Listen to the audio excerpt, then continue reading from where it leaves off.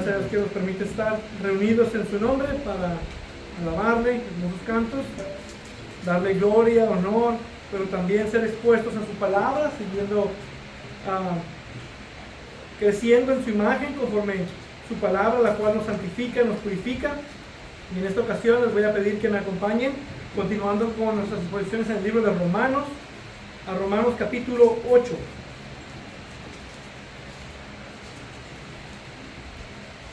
Romanos capítulo 8, en esta ocasión estaremos viendo los versículos del 5 al 8.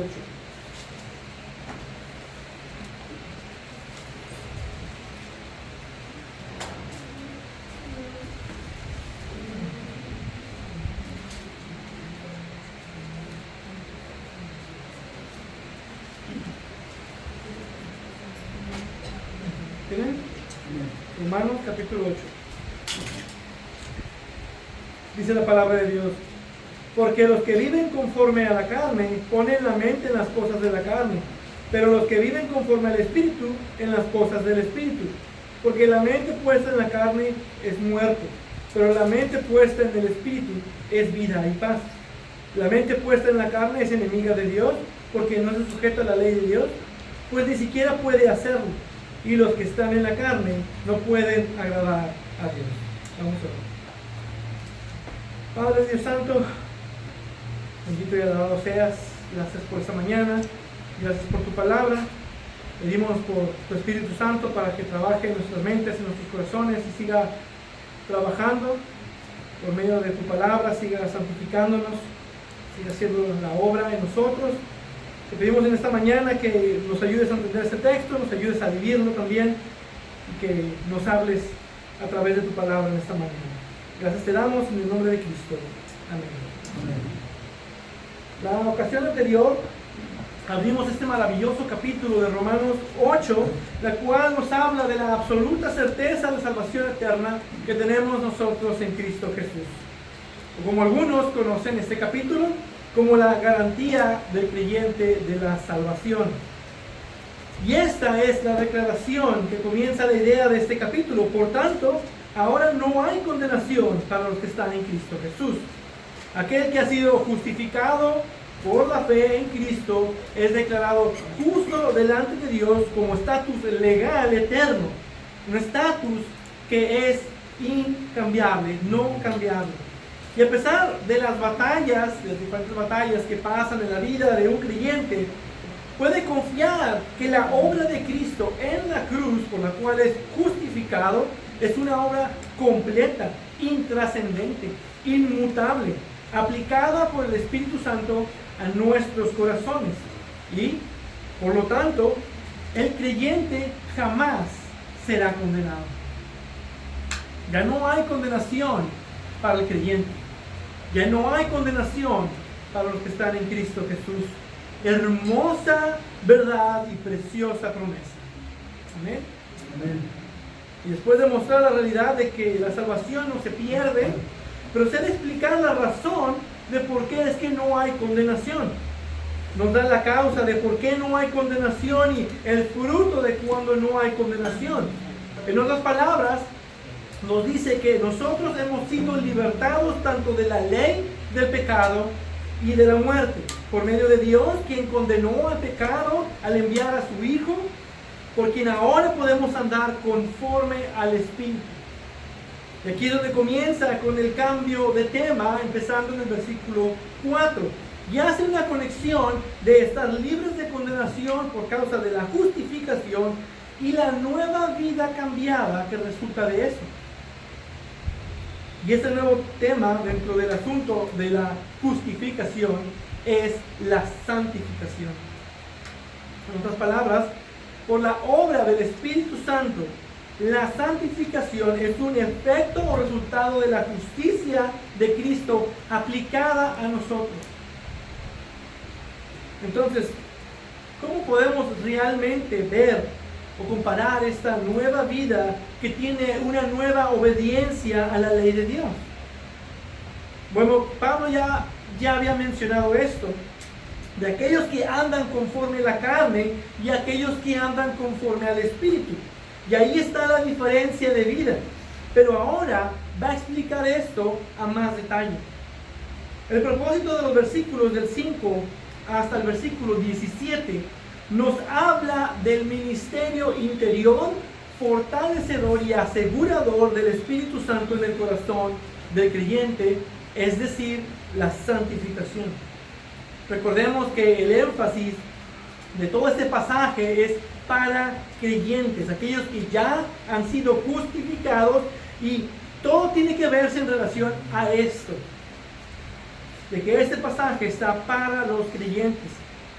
Y lo que Pablo hace es una comparación entre creyentes y no creyentes para afirmar que en el creyente habita el Espíritu Santo, y eso demuestra y confirma que no hay condenación para los que están en Cristo. Y este pasaje que estaremos estudiando, de los versículos del 5 al 8, nos habla de la razón de por qué es que no hay condenación y cómo es que eso se evidencia, explicando con más detalle lo que acaba de mencionar. Y se evidencia por la presencia y el ministerio del Espíritu Santo en nosotros. Y esto es lo que marca la diferencia: tu estilo de vida, en aquello que pones más énfasis o más interés, o andas conforme a la carne y dedicas a la carne, o andas conforme al Espíritu y te dedicas a las cosas del Espíritu. Y eso es lo que podemos notar del pasaje, un contraste entre dos naturalezas, dos estilos de vida. Así que lo primero que debemos quitar del camino es esa falsa doctrina que se escucha hoy en día en muchas iglesias. Y es la falsa doctrina del cristiano carnal. Muchos han escuchado acerca de esta doctrina. Esta doctrina enseña que hay dos niveles de cristianos, mayormente dos. Está el cristiano carnal y está el cristiano espiritual. Los dos son cristianos, pero uno es carnal y el otro es espiritual. Es decir, aquellos que han decidido seguir a Cristo, pero que sus vidas no han cambiado. Siguen andando en pecado, siguen poniendo sus mentes en las cosas de la carne, van a la iglesia, creen, pero nunca abrazan a Jesús como su Señor y nunca obedecen sus mandamientos. Y aquellos que han decidido seguir a Cristo y sus vidas son más santas, han tomado ese paso adicional de obediencia para hacer más tesoros en los cielos. Esos son los dos tipos de cristianos. Según los que creen esta doctrina, tomando el contexto, Pablo está hablando de creyentes después de la justificación y pone este contraste aquí entre dos creyentes y la forma de vida que estos dos creyentes tienen. Ahora, el capítulo 7 nos presentó un problema porque inicialmente Pablo usó su experiencia pasada para darnos a entender con respecto a la ley, y después nos dio su experiencia presente con respecto a su pecado permanente. Y como habla de ese creyente que aún está con esta batalla, entonces aquí ha de estar hablando de esa misma idea. El problema es que eso está muy fuera del contexto, porque Pablo hace una marca muy clara, una distinción entre estos dos que está poniendo en contraste. Los que no tienen condenación son los que andan conforme al Espíritu, no los que andan conforme a la carne. Está haciendo una separación. Por lo tanto, aquellos que andan conforme a la carne, entonces están bajo condenación y por lo tanto no son creyentes. En sí, todo este contraste demuestra entre los que están conforme al Espíritu, son aquellos que han sido justificados, que ahora le pertenecen a Cristo, y aquellos que andan conforme a la carne son aquellos que no tienen a Cristo y por lo tanto están condenados a una muerte eterna. Esa es la naturaleza de este contraste, y ese es el énfasis de Pablo, de contrastar a los verdaderos creyentes que sí han sido justificados por la fe contra los que no han sido justificados por la fe. Y como observábamos en el capítulo 7, este cristiano batalla con su pecado remanente, pero no es un cristiano carnal, es un verdadero creyente maduro en la fe. Y observamos que todo creyente tiene esa batalla interna. La diferencia de lo espiritual de un creyente no está en la cantidad de batallas, sino en la cantidad de victorias o de derrotas. Eso es lo que Pablo está comparando. Un creyente que aunque aún batalla contra el pecado, su mente está en las cosas del Espíritu. El no creyente, aquel que está condenado, en primer lugar no tiene tales luchas y su mente está en las cosas de la carne y se deleita en los asuntos de la carne. Entonces esa es la naturaleza del contraste entre un creyente y un no creyente. Ahora, otro asunto que considerar es que este pasaje es descriptivo y no prescriptivo. Pablo no le está pidiendo a nadie hacer algo en absoluto. No dice, deja de ser carnal y sé más espiritual. No es lo que está diciendo. No hay exhortaciones o mandamientos en este pasaje. Solamente está describiendo las dos naturalezas. Está describiendo particularmente la diferencia entre el cristiano que ha sido justificado por la fe y el hombre carnal que no ha sido justificado. Está describiendo dos estados del ser. O están muertos en sus delitos y pecados o están vivos. Los que están en Adán o los que están bajo Cristo. Los hijos de la serpiente o los hijos de la mujer. Esto es lo que está describiendo. Y Pablo comienza en el versículo 5 hablando primero del hombre carnal o del hombre natural. Y lo hace poniendo 4 características. Su naturaleza, el lo que ocupa en su mente, su estado actual y los frutos que generan. Y vamos a ver este pasaje, vamos a ver el pasaje 2 veces con los 2 diferentes aspectos. Primero vamos a ver el hombre natural y después vamos a ver al hombre regenerado. Entonces, versículo 5. Porque los que viven conforme a la carne, dice. Aquí el verbo viven se traduce mejor como son. Porque el verbo que se usa es ser, que habla de la naturaleza interior. Viven habla de lo externo que se evidencia en lo interno. Pero ser habla de la naturaleza interna que también se evidenciará en lo externo. Y esta palabra que usa aquí para carne es usada de formas distintas en diferentes partes de las Escrituras, al igual que nos encontramos a veces con la palabra mundo. Y aquí particularmente Pablo está usando esta palabra para describir la naturaleza corrupta y pecaminosa. Aquellos que tienen una naturaleza carnal o que son de la carne, este es el hombre natural en su condición depravada.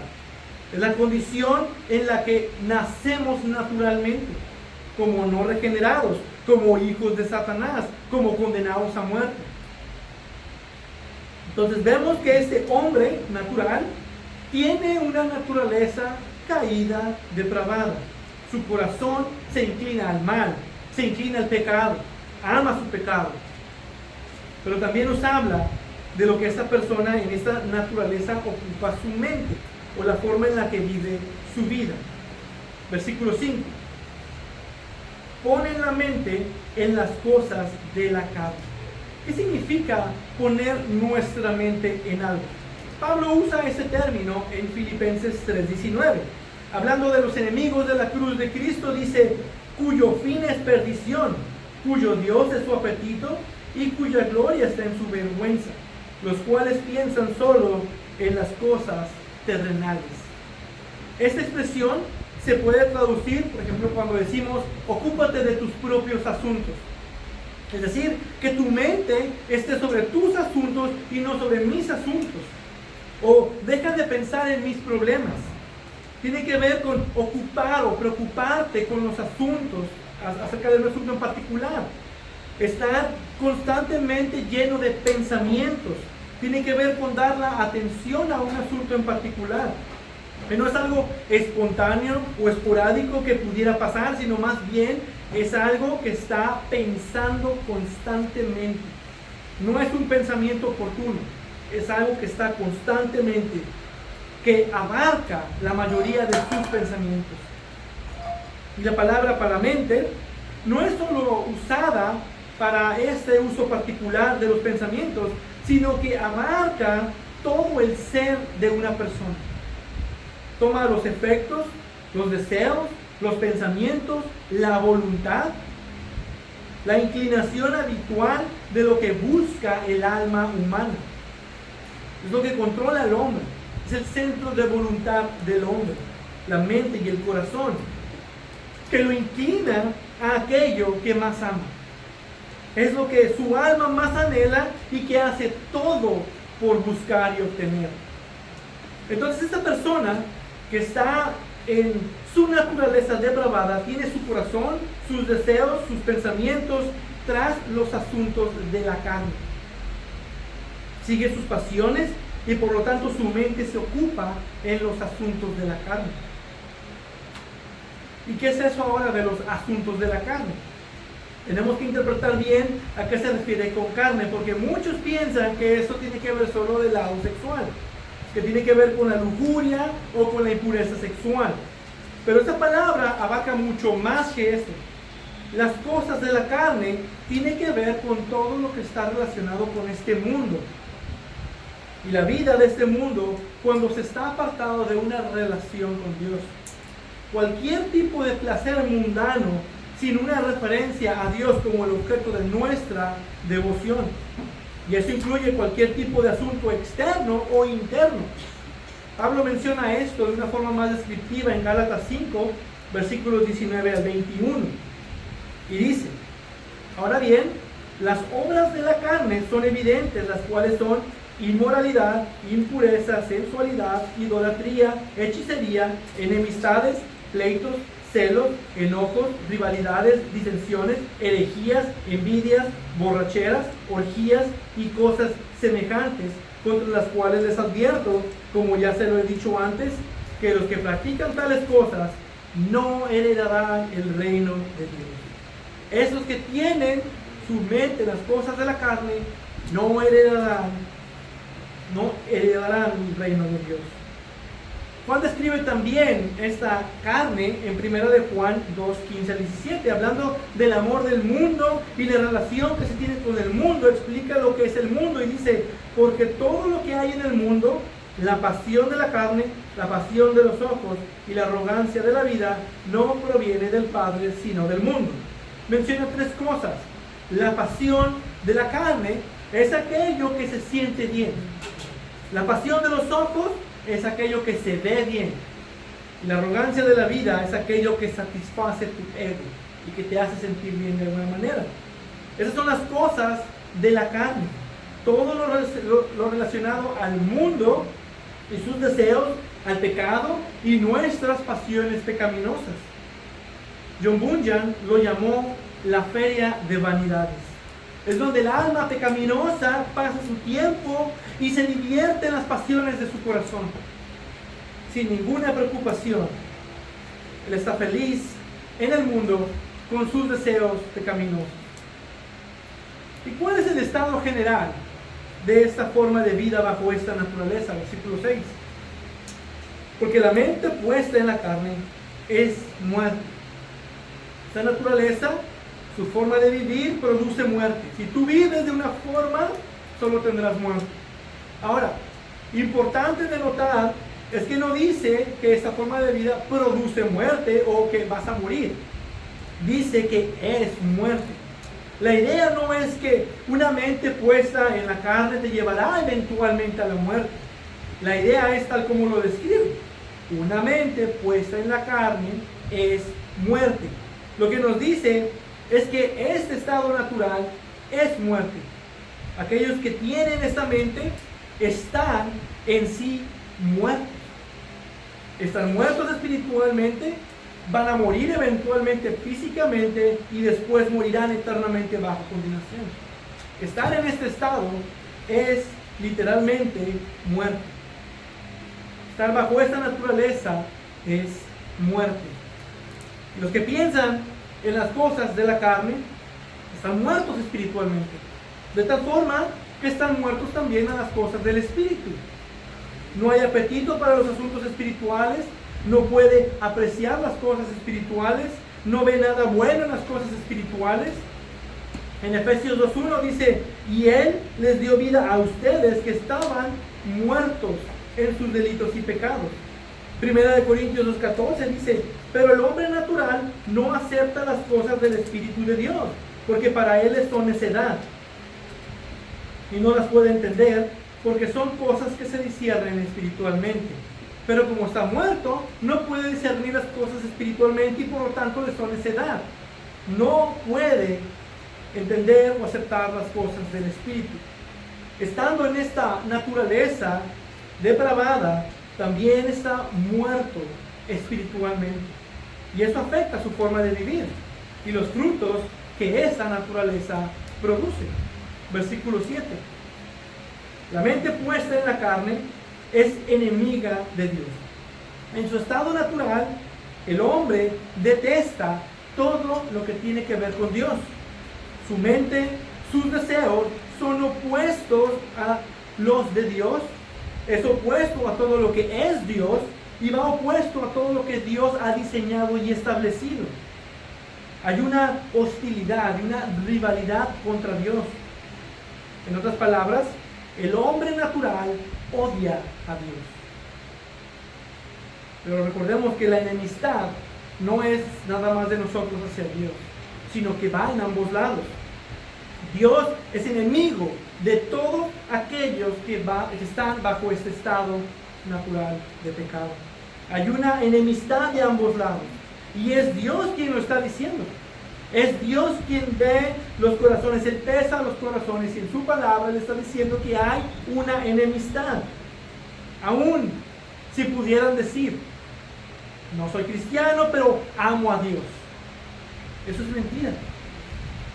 Tú odias a Dios y lo odias tanto que no quieres nada que ver con Él, que mejor te hiciste a un mini Dios a tu manera y a ese falso Dios es lo que amas.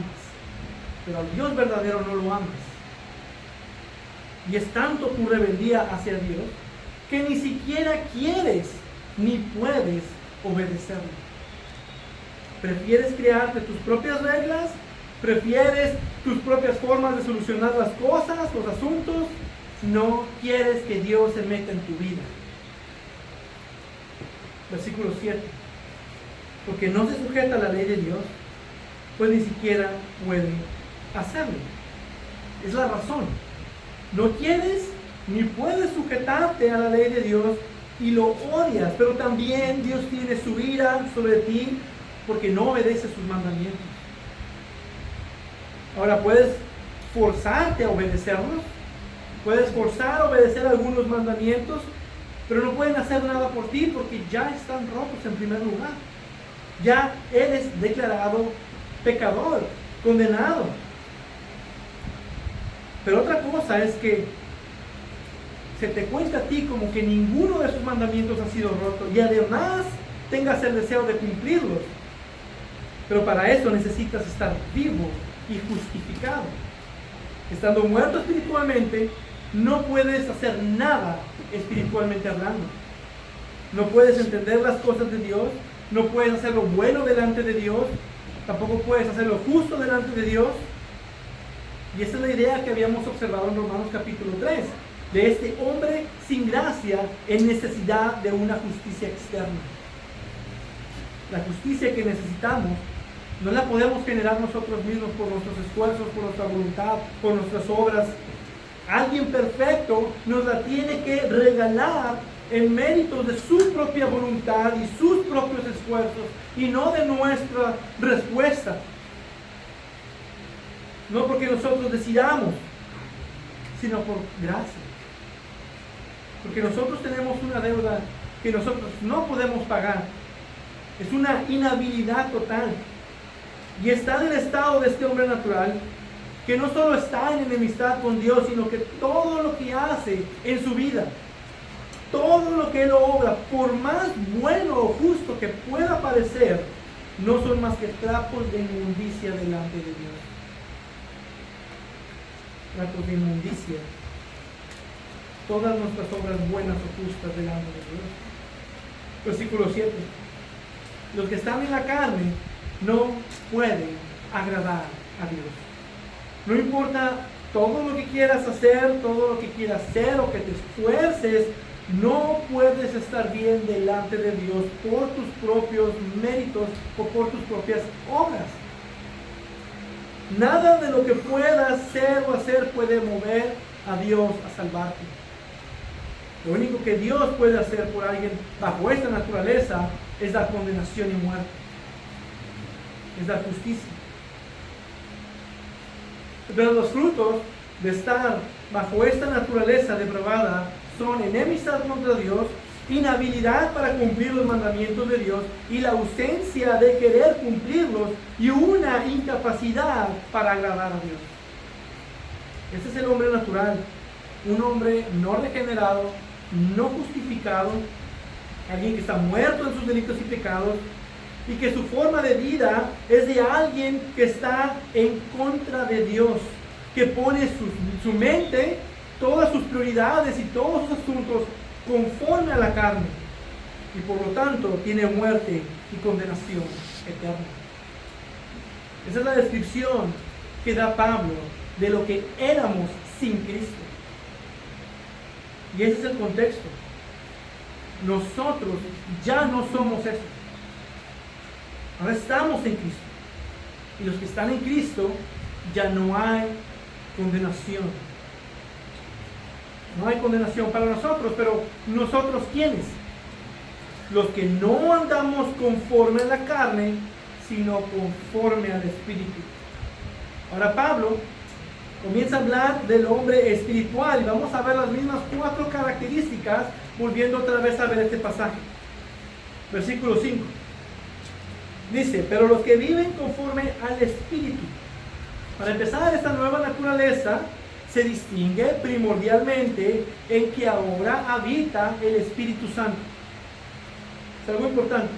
Y algo que vemos a través de todas las Escrituras es que la relación del Espíritu Santo con el hombre es en 2 fases. Primero está la obra regeneradora del Espíritu Santo antes de habitar en él y que precede a la fe y al arrepentimiento. Es el Espíritu que hace que el Evangelio sea efectivo en el corazón de una persona. Es el Espíritu Santo quien aplica la obra redentora de Cristo eficazmente en el corazón de los elegidos. El Espíritu Santo es quien convence de pecado. Es quien nos lleva a la fe y el arrepentimiento.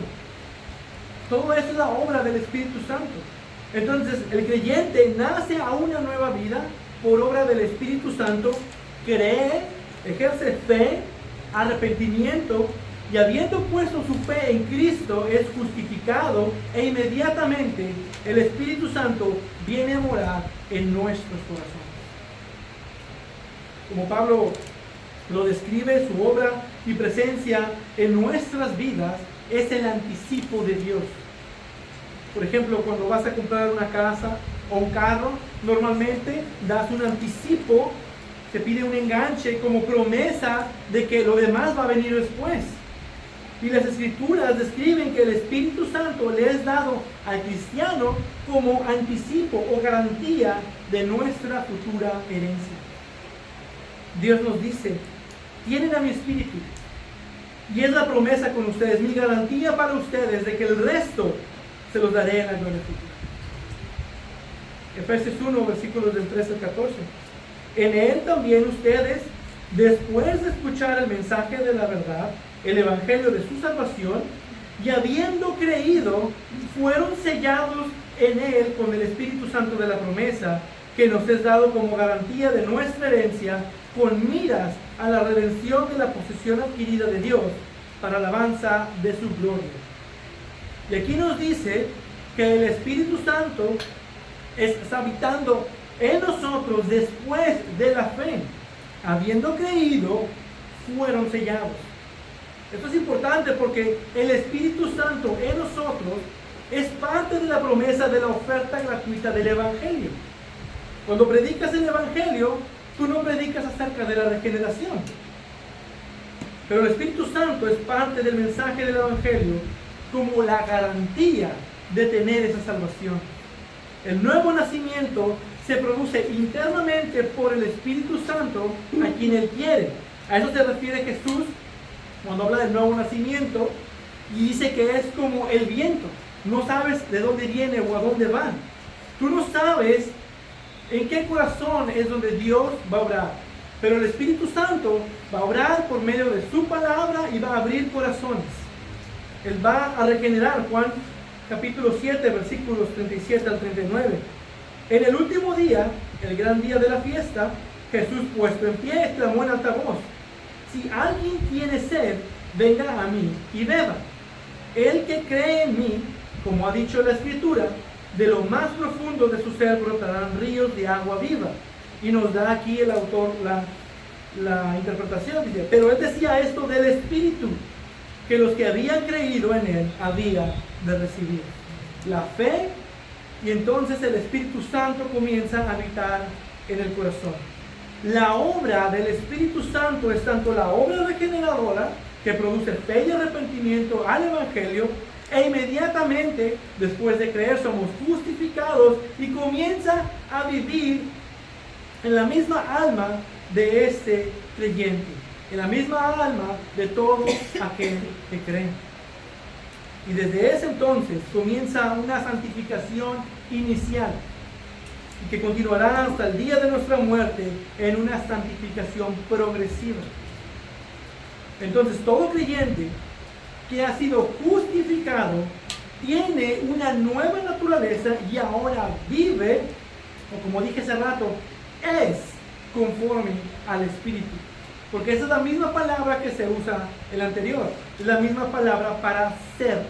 Entonces, esta persona es conforme al Espíritu porque tiene una nueva naturaleza y tiene al Espíritu Santo morando en él. Y también nos dice, versículo 5, ponen su mente en las cosas del Espíritu. Versículo 6, pero la mente puesta en el Espíritu. Entonces, en contraste con lo que ya hemos observado, esta nueva naturaleza del creyente pone su mente en las cosas del Espíritu. El hombre natural no puede poner su mente en las cosas del Espíritu, pero con nuestra nueva naturaleza podemos poner nuestra mente en las cosas del Espíritu. Y esto lo acabamos de observar. Poner la mente de uno en algunas cosas es estar constantemente lleno de esos pensamientos. Tiene que ver con dar atención a un asunto particular. Y también esto no es algo que pasa una vez, no es un pensamiento que viene, sino que es algo que es continuo. Es algo que es parte de tu vida. Las cosas del Espíritu abarcan la mayoría de tus pensamientos. Y como observábamos con la otra naturaleza, esto no es algo que abarca solamente tu mente, tus pensamientos, pero es un término más amplio, que toma en sí el ser de uno mismo, sus deseos, su voluntad, sus pensamientos, sus obras, absolutamente todo el ser. Son el centro de los deseos de una persona, la inclinación habitual del alma humana hacia algo. Es aquello de lo que se obtiene una mayor satisfacción. Y eso es lo que Pablo quiere decir, que el cristiano, quien es regenerado por el Espíritu, es justificado por la fe, y quien ahora habita el Espíritu Santo, pone su ser entero en las cosas del Espíritu. Entonces su atención, su enfoque es a las cosas del Espíritu Santo y a las cosas que el Espíritu Santo nos lleva, es decir, a las cosas espirituales, las cosas acerca de Dios, de su palabra. Es alguien que pone su ser hacia los asuntos de la eternidad, que pone sus ojos en Cristo y en los asuntos concernientes a Cristo y a su iglesia. El cristiano es alguien que ha sido despertado por el Espíritu Santo a la realidad de los asuntos eternos, de los asuntos espirituales. La oración, la lectura de la palabra, congregarse, amar, perdonar, exhortar, servir a Cristo y a su iglesia. Y también el Evangelio, la preocupación por el Evangelio y la expansión del Evangelio en todas las naciones. Para el cristiano no hay nada más importante que su relación con su Dios y la gloria de su Dios. Esto es lo que moldea a un cristiano. Negarse a sí mismo para obedecer a Dios, para servir a Dios y para glorificar a su Dios. El cristiano invierte su tiempo, sus esfuerzos, su economía, su todo al servicio y adoración de Cristo Señor, Cristo Jesús nuestro Señor. Todo en la medida que el Señor te ha llamado, capacitado y bendecido para dar con alegría y gratitud. Ahora, no está hablando aquí, como habíamos mencionado, de un supercristiano o de un cristiano muy espiritual. Esto es verdad de todo creyente. Y aunque en distintos grados de madurez, eso también es verdad de un recién convertido hasta de un creyente maduro en la fe. Todo verdadero creyente ha sido regenerado, el Espíritu Santo mora en él y constantemente pone su mente en las cosas del Espíritu. Y si cae en pecado, no se mantiene en pecado, sino que poniendo su mente en las cosas del Espíritu, procede al arrepentimiento, a la confesión. Y bueno, ¿cuál es el estado general de esta forma de vida bajo esta nueva naturaleza? Versículo 6. Pero la mente puesta en el Espíritu es vida y paz. Esa naturaleza, su forma de vivir, produce vida eterna. Y nuevamente es importante de notar, como lo vimos en la otra naturaleza, es que no produce vida, o que dice que si lo haces vivirás. Dice que es vida y paz. La idea no es que una mente puesta en el Espíritu te llevará eventualmente a la vida. Es decir, alguien que externamente pudiera obedecer la ley de Dios alguna hasta cierto grado, entonces tendrá vida eterna. No es lo que está diciendo. La idea es tal como la describe. Una mente puesta en el Espíritu es vida y paz en Cristo Jesús. Porque para poder tener esta nueva mente, que es conforme al Espíritu, tiene que haber primero una nueva vida. Tiene que haber primero un corazón regenerado. La obra regeneradora del Espíritu Santo aplicada en esa persona. Que cuando estábamos nosotros muertos en nuestros delitos y pecados, Él nos dio vida. Una vida abundante y una vida eterna. Literalmente estar bajo esta nueva naturaleza en el Espíritu es realmente estar vivo. Y esta nueva vida producida por el Espíritu Santo produce por medio de la fe justificación. Y Romanos 5.1, que ya habíamos observado, nos dice uno de los resultados de la justificación. Por tanto, habiendo sido justificados por la fe, tenemos paz para con Dios por medio de nuestro Señor Jesucristo. Tenemos paz para con Dios. Por lo tanto, tenemos en esta nueva naturaleza espiritual vida eterna y paz para con Dios. Ese es el estado perpetuo del creyente delante de Dios, como un hombre declarado justo y como un hombre declarado en paz para con Dios. Ya no hay esa enemistad. Esa enemistad que era entre ambos lados desaparece y hay una paz, ya no hay guerra. Ese es el estado, una vida de paz, aseguradas para nosotros por Cristo y confirmadas o garantizadas para nosotros por el Espíritu Santo. Y esa presencia del Espíritu Santo se puede evidenciar en la vida del creyente por el fruto que genera y de la vida externa que se puede vivir. El cristiano, quien tiene el Espíritu Santo, dice el versículo 4, camina o vive que es conforme al Espíritu que mora en él. Ahora, no podemos estar absolutamente seguros, pero alguien que ha sido regenerado, en quien habita el Espíritu, va a producir fruto. A nosotros no nos toca ver el corazón, pero podemos ver los frutos cuando el Espíritu Santo mora. Y lo podemos ver por medio de las conversaciones, por sus intereses, por sus interacciones en la vida con una persona. Se puede ver. Y ahí es donde está todo este asunto de la garantía. Ese es el tema principal de estos capítulos, la certeza y la garantía de la salvación y la gloria futura. Pablo quiere que estos cristianos en Roma sepan que estas cosas es verdad en ellos también. Tú puedes saber si en verdad has recibido el regalo del Espíritu Santo. Tú puedes saber si el Espíritu Santo ha hecho una obra de salvación en tu corazón. Primera de Juan 3:24. Y en esto sabemos que Él permanece en nosotros por el Espíritu que nos ha dado. El Espíritu que nos ha dado. Esa es la evidencia y la garantía que tenemos de que le pertenecemos a Él, que hemos sido unidos a Cristo y que ahora tenemos vida eterna. Y esa pregunta debes hacértela y debes poder responderla. ¿Tienes al Espíritu Santo? ¿Está habitando el Espíritu Santo en tu corazón? Ahora, si lo tienes, se evidenciará por tu estilo de vida y por el fruto del Espíritu Santo.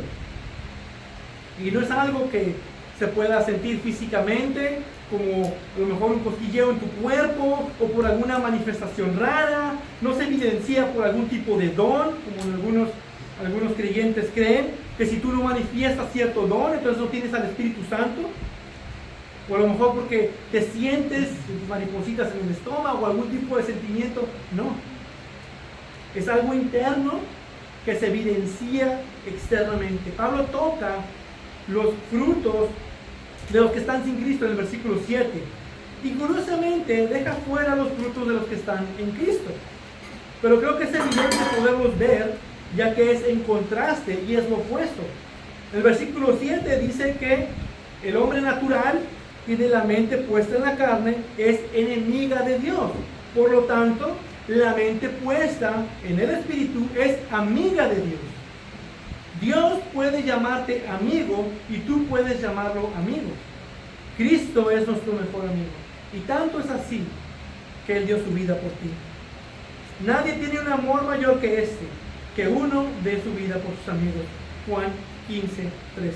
Cristo nos llamó sus amigos a aquellos que le han recibido.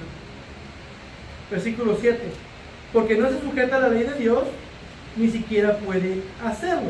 Ahora, quien tiene el Espíritu Santo está habilitado ahora para sujetarse a la ley de Dios y también tiene los deseos para obedecer la ley moral de Dios.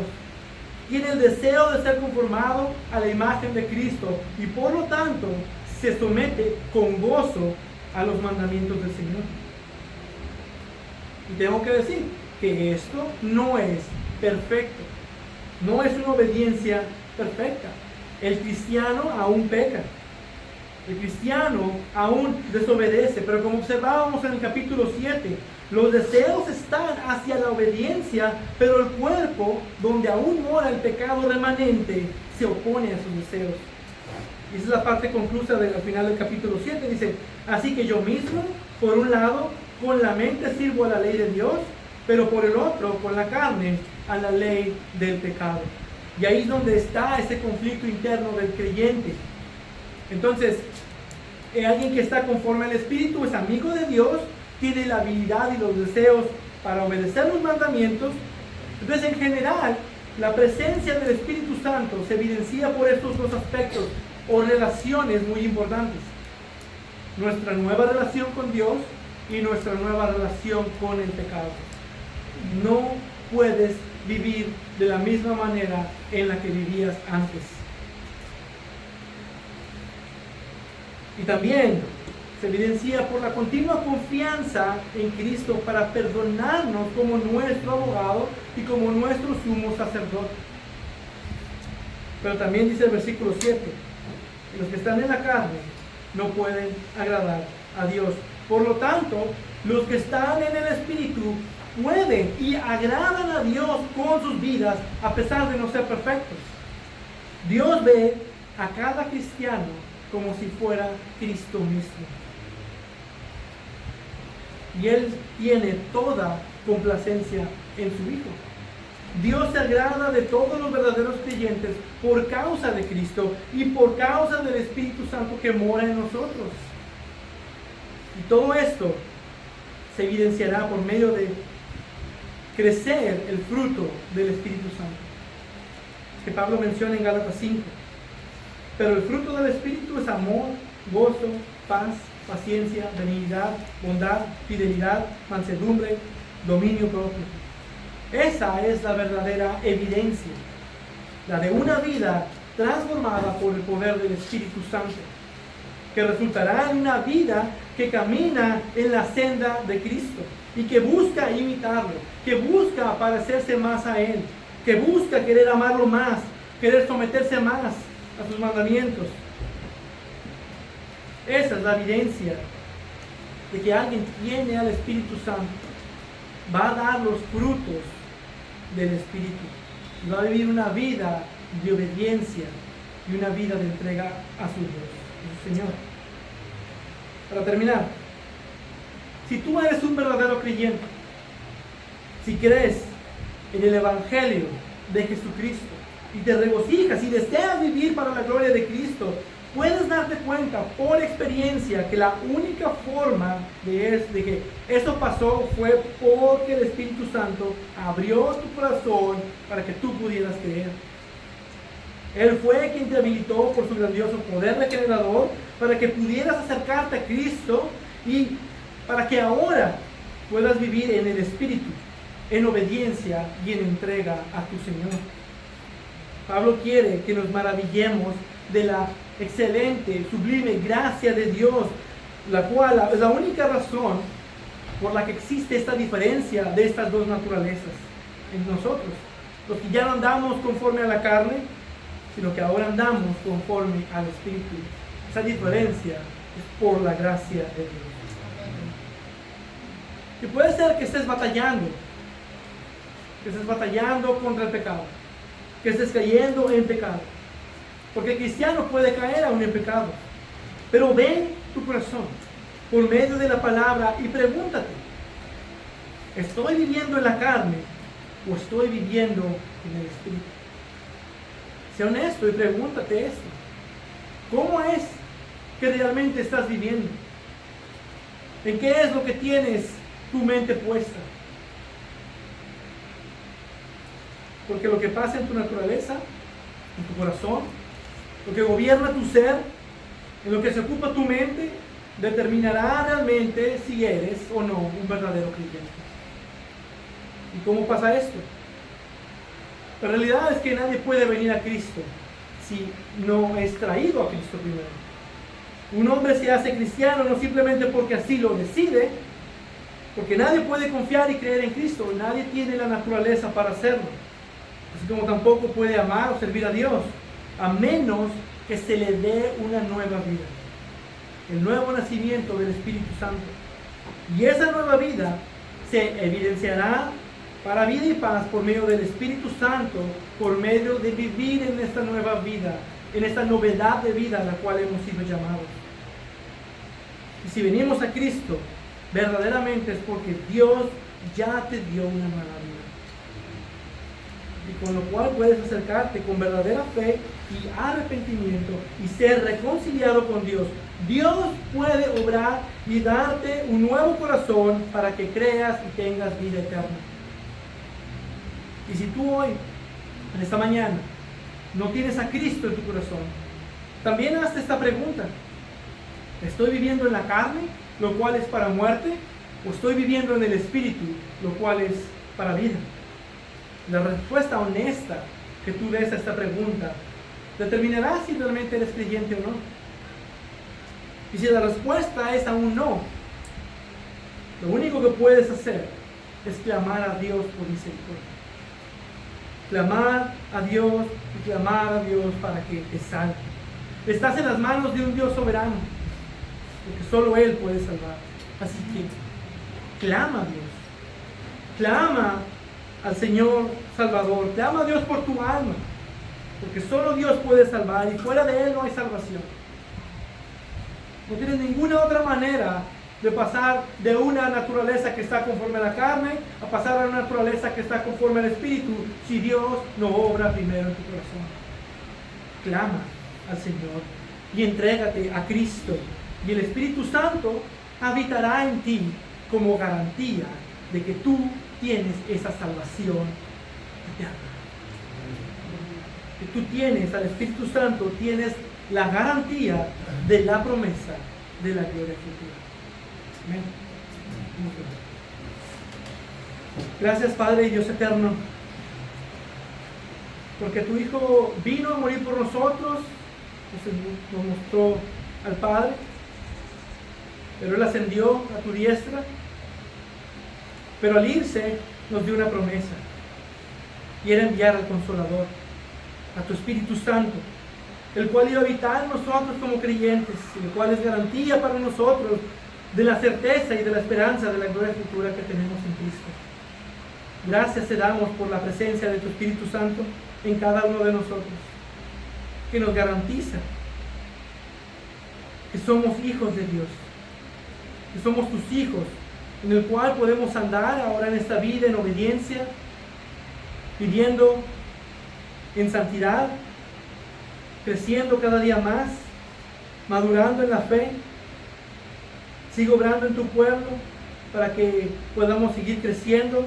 El Espíritu Santo en cada creyente siga trabajando, siga obrando la santificación en nosotros.